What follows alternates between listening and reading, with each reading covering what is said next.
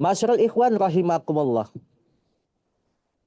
Mohon maaf pertama kali saya mengucapkan kepada seluruh ikhwan semuanya bahwasannya tadi saya sedang manakib. Maka saya bilang manakib laut, darat, dan udara. Tadi manakib darat. Saya sedang menyampaikan kitab Tabarut Fadhailu Suhur. Maka saya mohon maaf agak terlambat selang beberapa menit. Karena juga saya menyampaikan buru-buru pada penyampaian Tabarut kitab Fadhailu Suhur di tempat Bapak Haji Insinyur Rusli Sanjaya. Dan sekarang sudah manakib kembali, yaitu manakib offline. Kalau tadi darat, sekarang ini offline udara. Dan dari darat udara kita masuk ke dalam kelautan, yaitu dasar hati kita semua.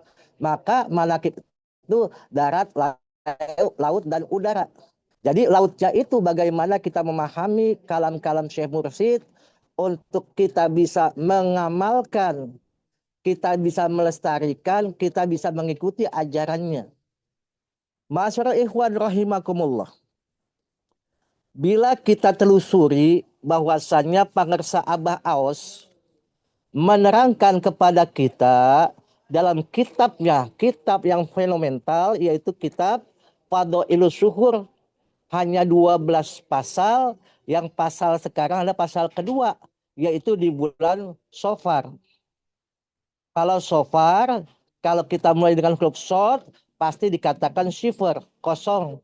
Maka bagaimana mengosongkan itu dengan sofaul qalbi, yaitu menjernihkan, membeningkan hati kita.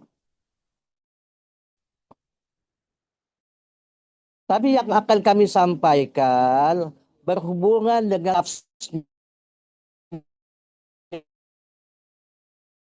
daripada gurunya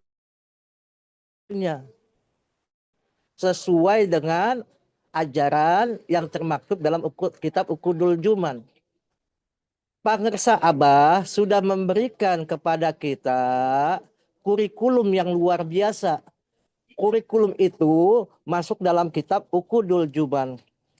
Bagaimana seorang ikhwan atau akhwat agar bisa melaksanakan amalia-amalia setelah mereka mendapatkan keberkahan dengan talqin. Maka Imam Syafi'i menggabungkan riyadhatun nafsi, mujahadah, memperjuangkan hawa nafsu itu dengan ilmu. Maka Imam Syafi'i berkata, man arada dunya fa'alaihi bil ilmi, siapa mau dunia wajib dengan ilmu. Wa man aradal akhirah fa'alaihi bil ilmi, siapa mau akhirat wajib dengan ilmu. Wa man aradahuma fa'alaihi bil ilmi, kalau ingin dua-duanya dengan ilmu. Kita ini ikhwan wal akhwat bukan ahli ilmu, tapi belajar kepada ahli yakin, yaitu Syekh Mursyid, untuk mendapatkan limpahan ilmu dari Allah.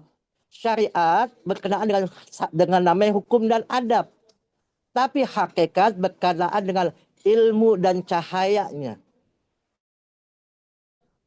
Maka di sini bagaimana manusia itu memperjuangkan dirinya, tarbiyatul qalbi atau tarbiyatul nafsi, dalam mendidik hatinya untuk jalan selaras dengan jalannya Syekh Mursyid. Maka di sini bagaimana kita mencontoh perjalanan Imam Syafi'i yang betul-betul belajar kepada gurunya dalam meriadhahkan nafsunya, yaitu dengan 4 macam cara. Yang pertama adalah talaki. Maksudnya talaki itu adalah punya satu guru tetap ngaji kitab, bukan cuma YouTube. Punya guru satu tetap, yaitu guru Syekh Mursyid. Tidak ada guru yang lain dalam mentarbiahkan diri kita belajar ilmu hakikah. Bagaimana dikatakan oleh Imam Syafi'i untuk mengatakan talaki tersebut? maka talaki itu menjadi perkataan sesuatu untuk belajar, untuk mencerdaskan nafsunya dalam pendidikan ilmu tersebut. Yang kita tahu bagaimana Imam Syafi'i itu bertalaki kepada semua guru-gurunya. Kalau dalam bahasanya orang-orang tasawuf atau talqin, menerima ilmu langsung dari guru ke murid, dari lisan ke lisan, dari dada ke dada. Bukan lisan ke lisan seperti namanya utang piutang, tapi bukan. Tapi lisan ke lisan, bagaimana misalnya talaki untuk namanya Al-Quran, kita membaca Fatihah, muridnya ikut membaca suratil Fatihah. Begitu pula dengan talqin zikir. Dikala lakona yulakinu talqinan, maka seseorang itu bagaimana mempraktekkan ilmunya yang didasari dengan namanya ucapan orang yang sudah dipinjam lidahnya dari Syekh Mursyid untuk dapat berzikir kepada Allah. Maka di sini bagaimana dalil prakteknya talaki tersebut. Contohnya Imam Syafi'i belajar kepada Imam Malik di Madinah. Duduk, dengar, mencatat, lalu disetorkan lagi. Inilah yang dikatakan talaki, talkin. Maksudnya apa? Biar sanatnya jelas. Biar terhubung rantai kita kepada Allah dari orang-orang yang sudah terhubung rantainya.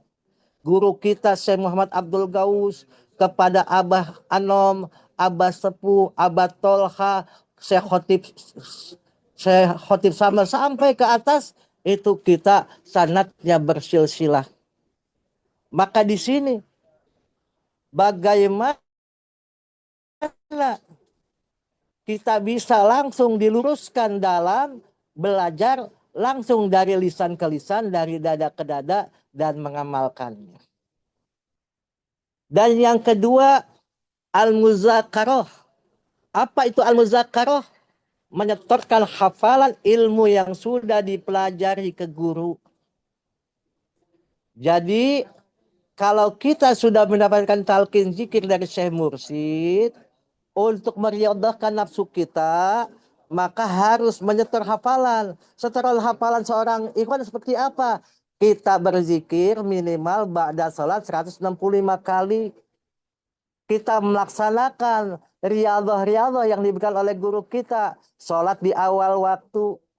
Wajib hukumnya punya wudhu. Kalau keluar rumah, masuk ke kamar mandi harus punya wudhu. Ini yang menjadikan bagian untuk kita untuk senantiasa bagaimana muzakarah, yaitu faedahnya muzakarah tersebut agar kita setelah talaki, misalnya kita sudah mempelajari kalimat tauhid, kalimat la ilaha illallah dan isbujat ke dalam dada kita, kita melakukannya itu dengan kontinu berkesinambungan. Ya kita tahu Imam Syafi'i aja hafal kitab Al-Muwatta itu usia 13 tahun. Dengan cara apa? Dengan muzakarah, dengan kontinu, dengan berkesinambungan, tanpa ada jeda terus dilakukan. Begitu pula kita kalau ingin mendapatkan limpahan keberkahan cahaya dari Allah, kita tinggal istiqomahkan apa yang sudah diberikan oleh guru kita. Maksudnya apa? Biar asar dari talqin itu tidak hilang. Maka ilmu itu, zikir itu menjadi buruan, menjadi pengikat daripada buruan tersebut. Yaitu kalau kita ingin namanya mengikat supaya buruan itu jangan lepas, maka kita harus punya senjata. Senjatanya itu dengan zikir kepada Allah. Yang ketiga adalah muzakarah. Muzakarah sama juga yaitu diskusi kita sesama ikhwan, kita kumpul dengan ikhwan, berkumpul.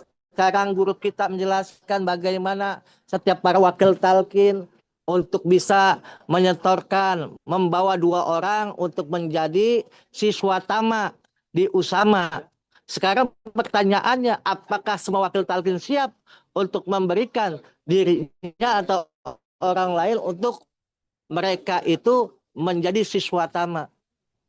Ini salah satu dalam kata mudzakarah, yaitu bagaimana bisa bedah ilmu, bedah buku bersama sesama ikhwan, sesama murid daripada konsistensi dalam beribadah yang dilakukan oleh ikhwan Thariqah Qadiriyah Naksabaniyah Mansuriyah Rasa PPKI.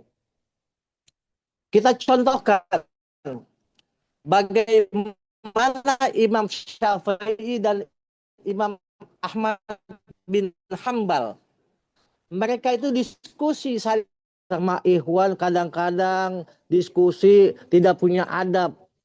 Kadang-kadang saling menyalahkan. Sudah masukin profil Abah di Facebook, di Twitter, tapi tidak mau bertanggung jawab. Ini harus ada tanggung jawabnya.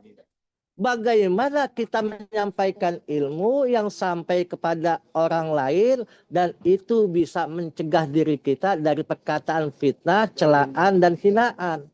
Harus kita dengan ilmu, maka perlunya adalah mudzakarah. Kalau tadi mujakarah, tapi ini mudzakarah.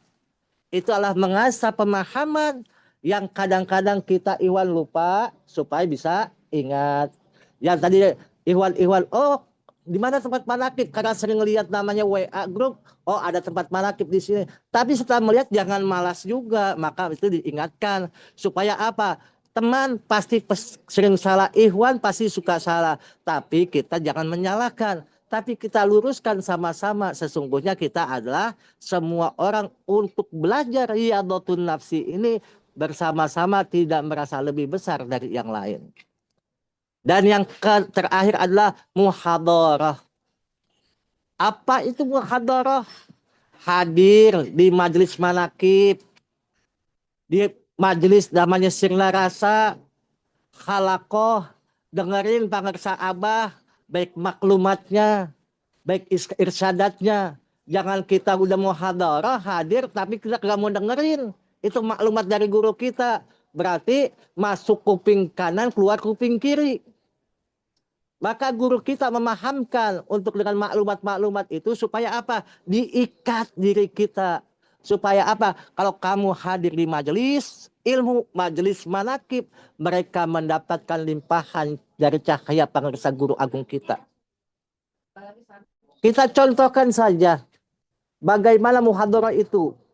Kita harus punya schedule yang pasti. Kalau di tempat guru kita, mana kita pasti tanggal 11 Hijriah. Siapkan tuh waktu tersebut. 14 Hijriah, maaf, 14. Saya ingatnya 11 Hijriah. 11 Hijriah. 14 Hijriah itu bikin schedule dari kita.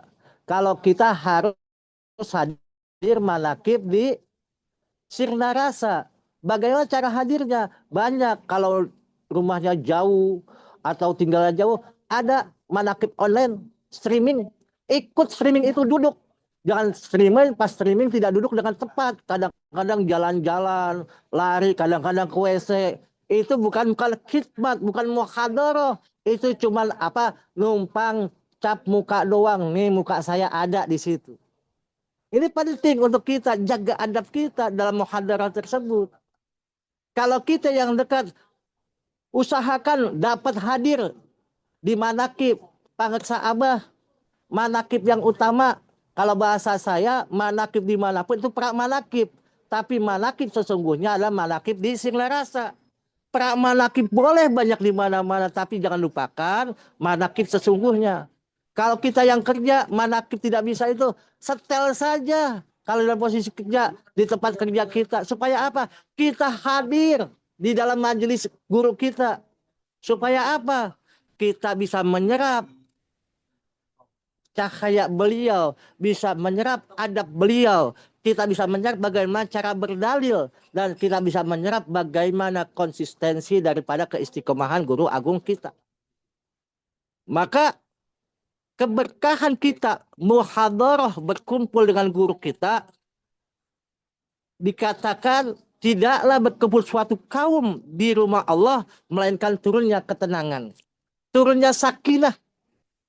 Kita kumpul sesama ikhwan di Zoom meeting ini, turun sakinah dari Allah Subhanahu wa taala.